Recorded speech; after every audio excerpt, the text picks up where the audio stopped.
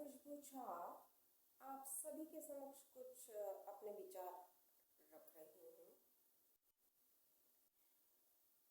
जैसा कि आज का जो विचार का जो विषय है वो मैं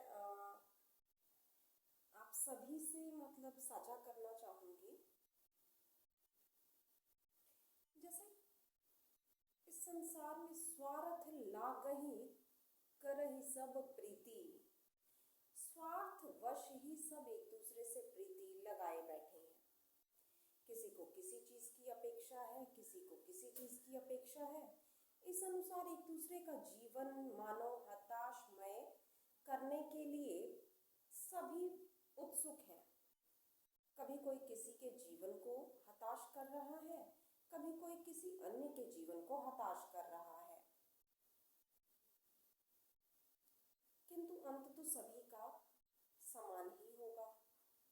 किंतु ये विचार तो किसी के हृदय में नहीं आता और वे लगे रहते हैं यूं ही एक दूसरे को निराश करने में, क्योंकि वे ये नहीं समझ पाते, यह नहीं जान पाते कि सभी का जीवन उतना ही अमूल्य है जितना कि हमारे स्वयं का जीवन।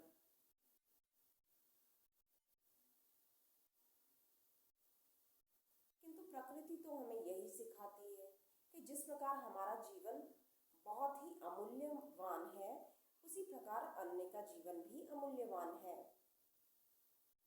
किंतु सब एक दूसरे को इस प्रकार हताश और निराश करने की ओर अग्रसर होते रहते हैं, मानो उन्हें जीवन से कोई लालसा ही ना हो, अपने जीवन की भी उत्कृष्टता को प्राप्त ही नहीं कर पा रहे हैं, अपने जीवन को भी अंधकारमय बना लेते हैं। कारण यह कि वह व्यक्ति इतना उन्नति किस प्रकार कर रहा है, वह व्यक्ति इस प्रकार की ऊंचाइयां क्यों छू रहा है।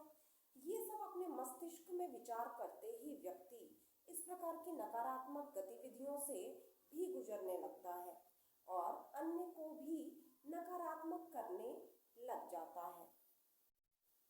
किंतु ऐसी आपाधापी में ऐसे मानसिक विचारों से हमें दूर ही रहना चाहिए।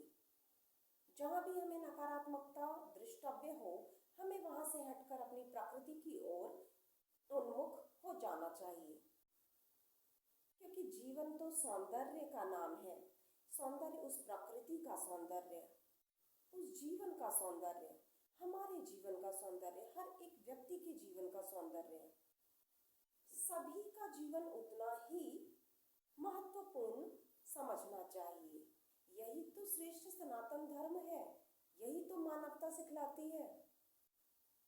वसुधैव कुटुंबकम की बात तो हम सभी करते हैं, किंतु एक दूसरे के हृदय की वेदना को समझने को आज कोई भी तैयार नहीं है।